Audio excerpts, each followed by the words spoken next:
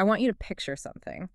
It's arguably the most famous piece of scientific branding in human history. Yeah. You've seen it everywhere. On a coffee mug, a t-shirt, scribbled on a chalkboard in some cartoon. It's just 5 characters. E equals mc². It's basically the universal symbol for genius. It's the logo for physics. It is. But here's the slightly uncomfortable question I want to start with. Go on. Do you actually know what it means? And look, I don't just mean, can you name the variables? E is energy, m is mass. We all get that bit. Right, the basics. But do you really truly understand why those two things are connected? And even weirder, why the speed of light of all things is the number that stitches them together. That's the one. That's the big question. Why should the speed of a photon have anything to do with the energy locked up inside, say, a rock? It feels completely unrelated. It feels like it belongs in a different conversation entirely. And that is exactly what we are unpacking today. We are doing a deep dive into the book Why Does EMC Farter by Brian Cox and Jeff Forshaw. Great book. And I have to say, after spending time with this material, our mission today isn't just to, do a bit of algebra. The real mission is to completely dismantle your intuitive understanding of the universe. That's a very fair warning. Because to get to that little equation, you can't just add a new fact to your pile of knowledge. You have to break what you think you already know. How so? You have to accept that your common sense, the way you see space and time work every single day, it's lying to you. It's an illusion. The authors start with this beautiful idea they call the Ionian enchantment, which sounds, I don't know, like something out of a fantasy novel. It does, but it's a real concept. It goes all the way back to ancient Greece, a guy named Thales of Miletus. Okay. And the Ionian enchantment is this deep, almost spiritual conviction that underneath all the chaos and messiness of the world, the weather, all the different planets, the stars moving around. A lot complex. Right. Underneath all that, there's a fundamental simplicity, a unity. It's the belief that if you just dig deep enough, the rules of nature are actually simple. They're elegant. And EMC²² is kind of the poster child for that idea. It takes mass, which feels heavy and solid, and energy, which feels, active and Ephemeral. Ephemeral, yeah. And it says, nope, they're the same thing. Fundamentally, they're two sides of the same coin. But you can't just jump to that conclusion. That's the whole point. You have to follow the chain of logic, and that chain of logic takes you on a very strange journey. So let's map out that journey for everyone listening. First, we're going to have to smash the idea of absolute time. Just get rid of it. Then we're going to run face first into what the authors call the cosmic speed limit. After that, we'll see why space and time are actually forced to merge into one single thing. And only then, only after we've built this new four-dimensional world, can we finally see where that beautiful little equation comes from. Okay, let's do it. Segment 1, the intuitive trap. Because the way we experience the world, it feels very solid, very predictable. It does. I mean, we are all born with what you could call an Aristotelian view of things. It's our default setting. What do you mean by that, Aristotelian? Well, imagine the universe is a giant box, or maybe a stage. The stage itself is fixed, it's rigid. Space is just the container where stuff happens. And time. Time's the big clock on the wall of that stage, and it's ticking away at the exact same rate for every single person everywhere in the universe. 1 second on Earth is 1 second on Jupiter. That makes perfect sense to me. I mean, if I'm on a plane and I'm reading a book and I put the book down on the tray table, it just stays there. To me, that book is still, it's at rest. To you, yes. Yeah. But to someone standing on the ground watching your plane fly overhead, that book is moving at 600 miles an hour. So, the intuitive question, the one Aristotle would have asked, is who's right? Who's really moving? Is the book really still, or is it really moving? And Aristotle would have had an answer. He would have said the Earth is the center of everything. It's the absolute reference point. So the person on the ground is really still, and you and your book are really moving. He believed in an absolute state of rest. But then, a few thousand years later, Galileo comes along and just blows that whole idea up. He really does. Galileo has this incredible insight, and it's basically the birth of modern physics. He realizes that the whole concept of absolute motion, it's meaningless. There's no such thing. You can only move relative to something else. Exactly. And the book gives this fantastic thought experiment to prove it. You can do this in your head right now. Sure. Imagine you're in a sealed room. No windows. Maybe you're in the hull of a ship, or, let's update it, a super smooth high-speed train. You can't see outside. The question is there any experiment you can do inside that room to tell you if you're moving or standing still? I could, what, drop my keys? Okay, you drop your keys. Where do they land? At my feet. What if the train is moving at a perfectly constant 500 miles an hour? Well, they'd still land at my feet. Exactly. You could set up a pendulum. It would swing normally. You could watch a goldfish in a Wow. bowl. It wouldn't get slammed against the back of the glass. Yeah. As long as the motion is smooth and constant, no bumps, no acceleration, no turning, there is no physical test you can do to prove you are moving. So, from a physics perspective, standing still and moving at a constant speed are identical. They're indistinguishable. The laws of physics behave in exactly the same way in both scenarios. That's a wild idea. It is. And it leads to a really important scientific principle the authors bring up, using Bertrand Russell's teapot analogy. The teapot, right. Russell said, look, if I tell you there's a tiny china teapot orbiting the sun somewhere between Earth and Mars, but it's too small for any telescope to see, you can't prove me wrong? Right. I can't. But scientifically, that's a useless statement. If a thing cannot be detected, cannot be measured, even in principle, then it doesn't exist in your model of reality. You have to discard it. So you apply that to space. If we can't perform an experiment to detect absolute space, if there's no way to find the fixed grid of the universe to see who's really moving, Then you have to throw the concept away. It doesn't exist. The box isn't real. Space isn't a stage. It's just a set of relationships, relative distances between objects. Okay. So Galileo has sorted it out. Motion is relative. We've thrown out the box. Everything's good. But then, a couple hundred years later, we hit a wall. A huge crisis. And it all starts with a guy named James Clerk Maxwell. This is where the story gets really good. So in the mid-1800s, you have Michael Faraday. He's this brilliant, self-taught experimenter. Right. He's just playing around on his workbench with bits of wire and magnets, and he figures out that electricity and magnetism are somehow linked. If you move a magnet near a wire, you create an electric current. He discovers fields. But he wasn't a big math guy. No, not at all. But then along comes Maxwell. And Maxwell looks at all of Faraday's messy tabletop experiments, and he translates them into the language of calculus. He writes down these 4 just beautiful, elegant equations that describe everything about how electricity and magnetism work. And in those equations, he stumbles onto something unexpected. He finds a ghost in the machine. He realizes that according to his own math, a changing electric field should create a magnetic field. Okay. But that changing magnetic field should then create a new electric field. And that electric field creates a new magnetic field, and so on and so on. It's a chain reaction. A wave. A self-sustaining wave, a ripple of energy that would travel through space all on its own. And because it came from his math, he could actually calculate how fast that wave should move. This is the part that just gives me goosebumps every time. To get the speed, he didn't need to look at the sky. He just took 2 numbers that you can measure in a lab with static electricity and magnets. They're just constants of nature. He plugged them into his new equation, did the math, and out popped a number. 299,792,458 meters per second. The speed of light. Yeah. To within 1% of what they could measure at the time. He realized in that moment that light is one of these electromagnetic waves. Wow. But wait, here comes the crisis you mentioned. Here it comes. Look at that number. It's a specific speed, but relative to what? Yeah. Galileo says all speed is relative. If I'm on a train and I throw a baseball, its speed depends on who's measuring it, the person on the train or the person on the ground. Velocities just add up. Right. If you walk forward at 5 miles an hour on a train that's doing 50, then relative to the ground, you're doing 55. That's just common sense. But look at Maxwell's equations. There's no variable for speed of the train or speed of the flashlight. It doesn't care who's holding the flashlight. It doesn't care at all. It just says light goes at sea, full stop. Okay, so let's really think about this. I'm standing on the ground. You're on a super fast rocket ship chasing a beam of light. My common sense, my Galilean intuition tells me that you on the rocket should be catching up to that light beam a little bit.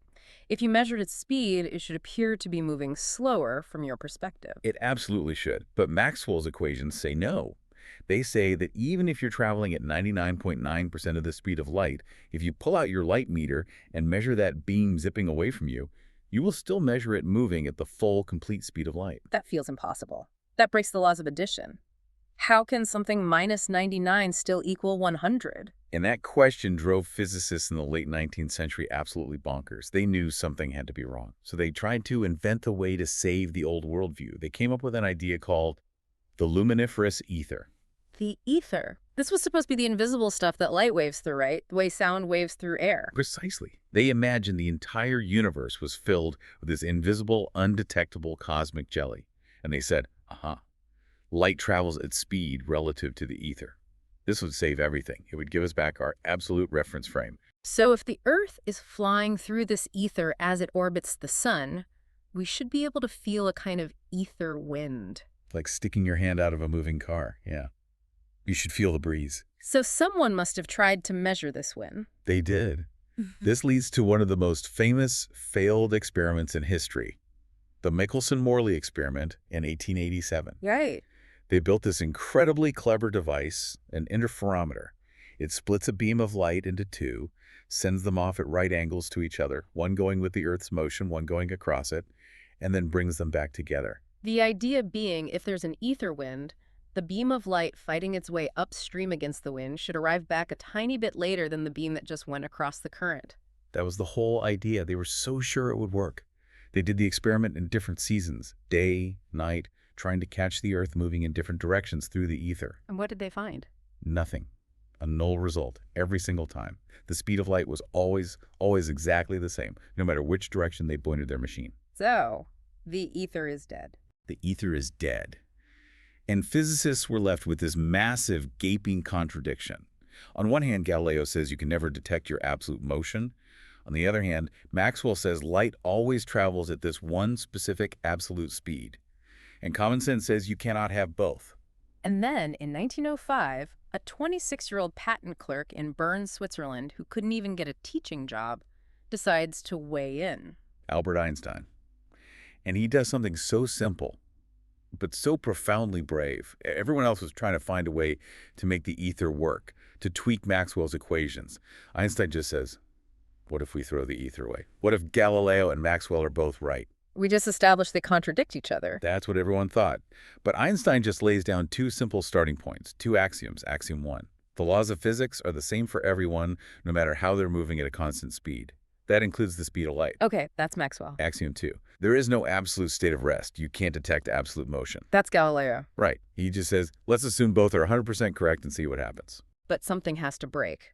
If I'm running towards a light beam and I measure its speed as c, and you're standing still and you also measure its speed as c, how is that possible? Speed is distance divided by time. If the speed is the same for both of us, then your distance and your time must be different from my distance and my time. Whoa. Okay, hang on, slow down there. You're saying for the speed of light to be a constant for everyone, the very fabric of space and time has to warp. It has to be flexible. Einstein realized that space and time are not the rigid, absolute stage we thought they were. They are dynamic. They're rubbery. And to show how this works, the authors walk us through the famous light clock thought experiment. This is the key. This is the visual that makes it all click into place. I love this one. Okay, let's paint the picture for everyone. Imagine a clock. But it's not made of gears. It's just two perfect mirrors, one on the floor and one on the ceiling, facing each other. And you have a single particle of light, a photon, bouncing up and down between them. Tick-tock, tick-tock. So one tick of our clock is the time it takes for the light to go from the bottom mirror up to the top one. Perfect. Now let's put this clock on a train with glass walls so we can see inside. You are on the train, sitting right next to the clock. What do you see? Well, I'm sitting there with it. To me, the light just goes straight up and straight down. Simple vertical line. Correct. Now, I am standing on the station platform watching your train zoom past. I'm looking through the glass walls at your clock. What do I see that pulse of light do? Well, the train is moving forward, so the light leaves the bottom mirror. But by the time it reaches the ceiling, the top mirror has moved down the track a bit. Exactly. So the light can't go straight up. To hit the moving target, it has to travel at an angle. To me, on the platform, the light travels along a diagonal path. It traces the shape of a triangle. And here is where high school geometry comes back to save physics. Think about a right-angled triangle. Which side is the longest? The diagonal one. The hypotenuse. Always. Always. So we both agree on this. To me, on the platform, the light traveled a longer physical distance to get from the floor to the ceiling than it did for you on the train. Okay, longer distance for the platform observer. Got it. But now, remember Axiom 1. Remember Maxwell's law. What is the one thing we know about the speed of light? It's constant for everyone. It's c. It can't speed up to cover that extra distance. It's not allowed to. And that is the beautiful logical trap. Speed equals distance divided by time. If the speed is fixed and unchangeable, but the distance is longer for me, then to make the math work, the time must also be longer for me. Wait, say that again? For the light to cover that longer diagonal path at the same constant speed, it just takes more time to make the trip. The tick of your clock, as seen by me, literally takes longer to happen than a tick of my own clock on the platform. So you're saying when you look at me on the moving train, you physically see my time running slower than yours? I see your clock ticking slower. I see you moving in slow motion. Time itself has slowed down for you relative to me. This is what we call time dilation. Moving clocks run slow. Okay, that feels like a brain teaser. It feels like a mathematical trick. You're not seriously telling me that if I'm on that train, I'm actually aging slower than you are. Yes, that is exactly what I'm telling you. It's not a trick, it's a physical reality. But is there any proof? Because this sounds like science fiction. Oh, there is rock-solid, undeniable proof. It happens every single day in labs around the world. And the book gives the perfect example. The muons. The muons, right? These are tiny subatomic particles. Exactly. They're like heavy, unstable cousins of the electron. They get created all the time when high-energy cosmic rays from space smack into our upper atmosphere. The key thing is they're very unstable. They decay. They fall apart incredibly quickly. How quickly? On average, a muon at rest has a lifetime of about 2.2 microseconds. 2.2 millionths of a second. That's not that's nothing. Less than nothing. Now, over at Brookhaven National Laboratory, they have a particle accelerator. It's basically a giant magnetic racetrack. They can take these muons and accelerate them up to 99.94% of the speed of light. So they're moving incredibly fast. Incredibly fast. Now, do the simple old-school math.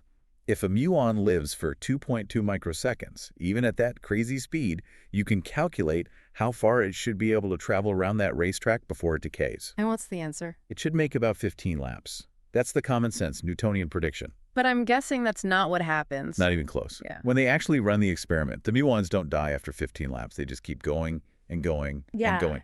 They last for about 400 laps. 400? That's almost 30 times longer than they should live. Precisely. Because they are moving so incredibly fast relative to the lab, their internal clocks have slowed down to a crawl. To the muon, it felt like only 2.2 microseconds passed. It experienced a normal lifetime. But to the scientists watching, their clocks ticked off almost 30 times more time. So this isn't just the theory. It's real. It's so real that if engineers didn't account for it, nothing would work. Particle accelerators would miss their targets. GPS satellites are moving so fast that their clocks tick slower than ours on the ground. If your phone didn't correct for that time dilation, your GPS map would be off by several miles within a day.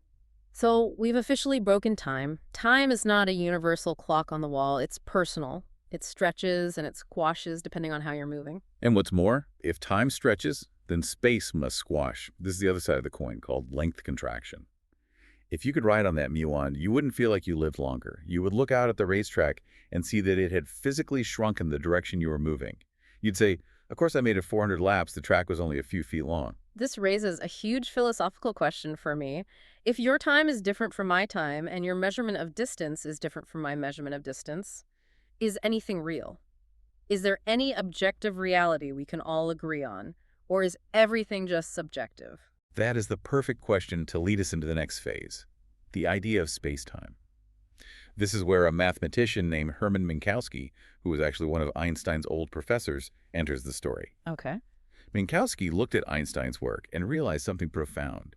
He saw that while space and time are individually flexible and relative, if you weave them together into a single four-dimensional fabric, you find something that is absolute, something that everyone, everywhere can agree on. The invariant distance. Exactly. In our normal 3D world, we all agree on the distance between 2 points, thanks to Pythagoras' theorem.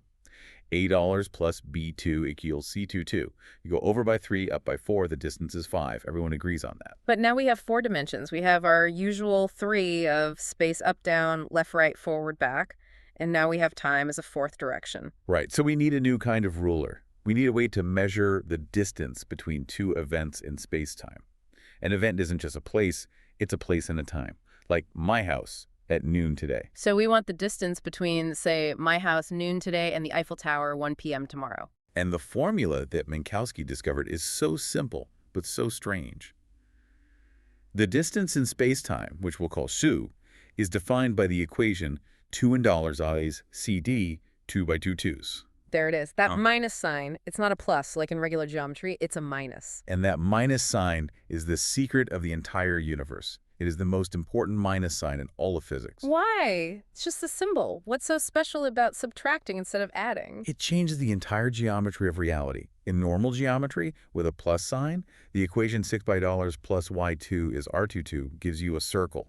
A circle is perfectly symmetrical. You can rotate it any way you want, and it looks the same. Okay. If space-time had a plus sign, you could rotate time into space and space into time, just as easily as you can turn around in a room. Which would mean I could turn around and walk into yesterday. Precisely. You could travel backwards in time. But the minus sign changes everything. That equation with the minus sign doesn't give you a circle. It gives you a hyperbola. And a hyperbola has boundaries. It has lines you can't cross.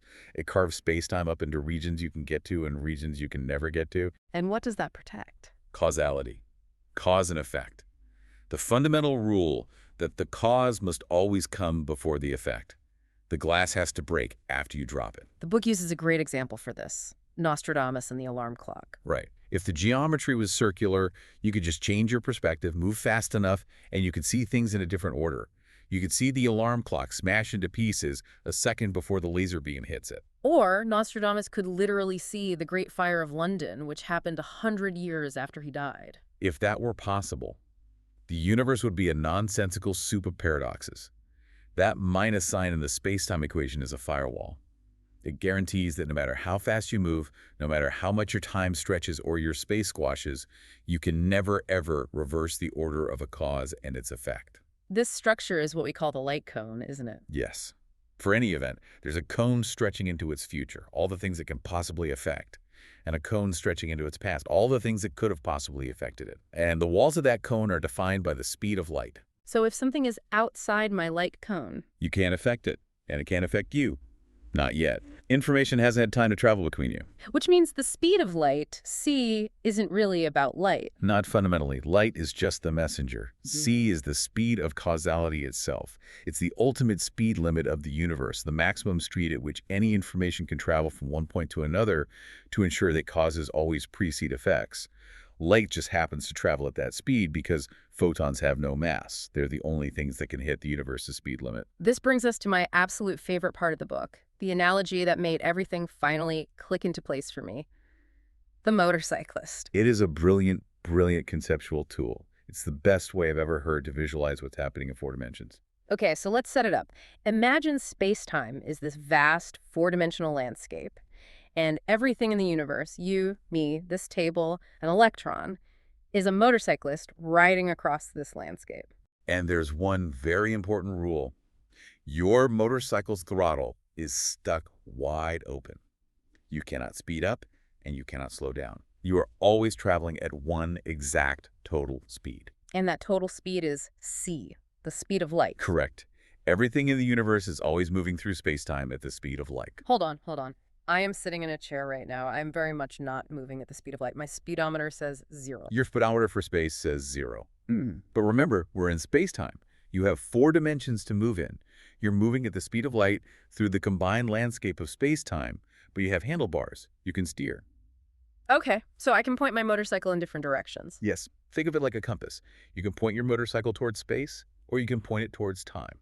So right now, sitting in this chair, I'm not moving through space. Where is my motorcycle pointed? It's pointed directly, 100%, into the time dimension. You are using every ounce of your total speed to travel through time. So, I am hurtling into the future at the maximum possible rate. You are aging at the speed of light. That's what it means to be at rest. Now, let's say you get in a rocket and you start moving through space.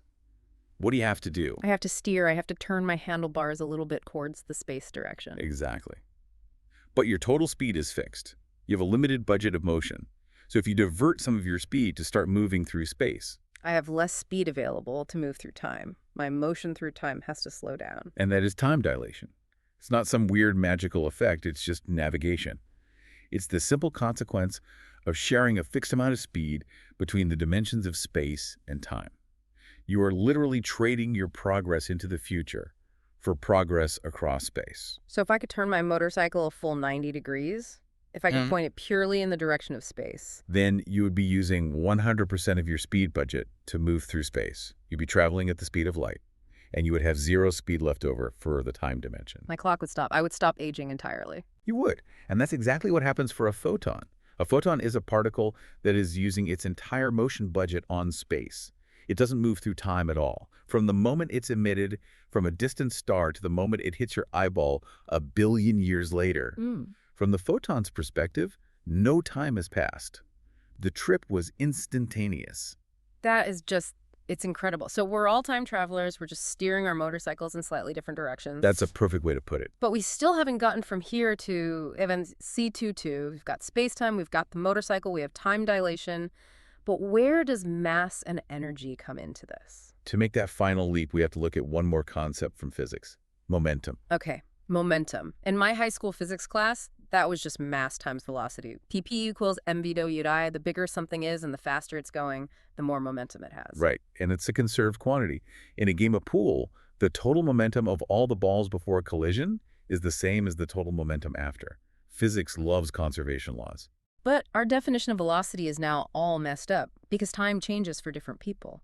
So that simple formula, p/mv/dv/, can't be the whole story. It can't be. Yeah. In Einstein's universe, that simple formula isn't conserved anymore. It breaks. So physicists needed to come up with a new definition of momentum. A momentum that works in 4 dimensions. A space-time momentum. So they created a 4D arrow for momentum, one that has a space part and a time part. They did. And when you do the math and look at the components of this new 4D momentum vector, something really amazing pops out. When you look at the time component of this momentum, Yes. you find a quantity that, for an object moving slowly, looks almost exactly like its mass. But as the object speeds up and moves faster through space, this time momentum component starts to grow. It gets bigger, even if the actual mass of the object, the amount of stuff it's made of, stays the same. Yes.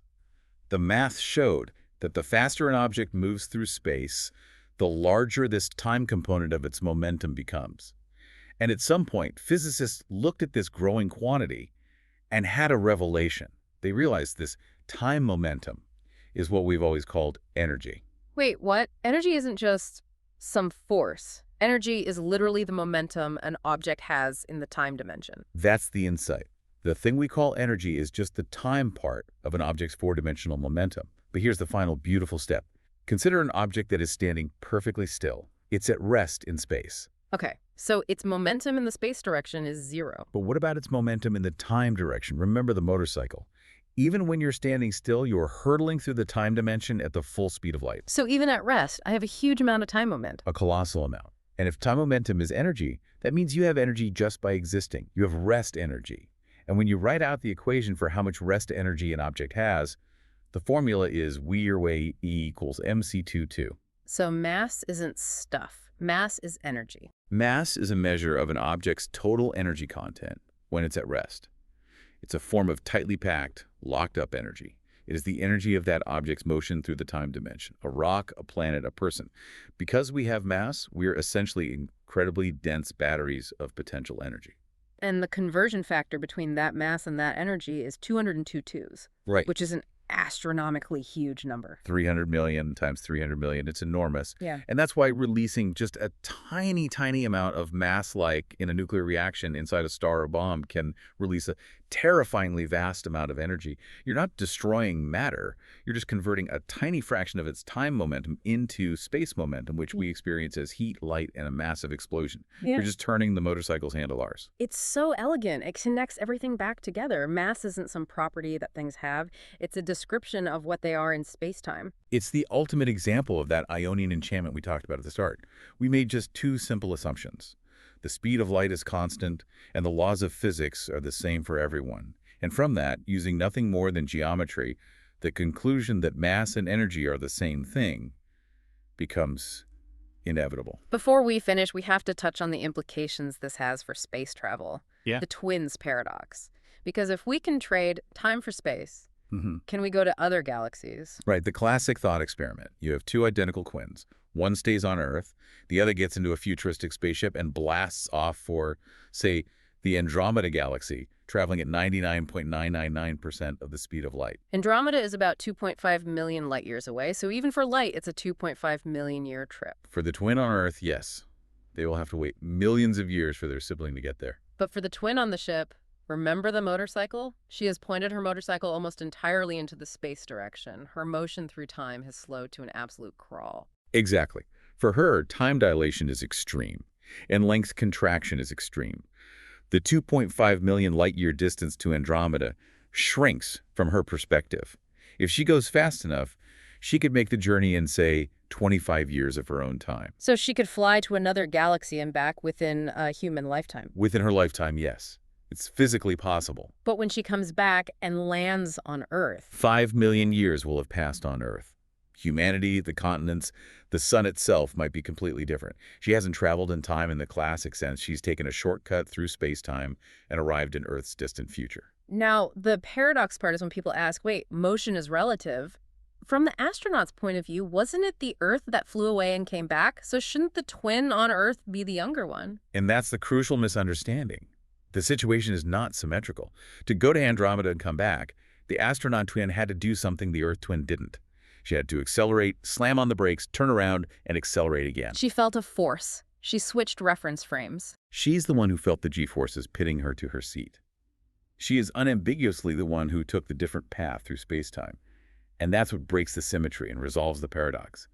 She is the one who will be younger. So Einstein's universe gives us a one-way ticket to the future. It does.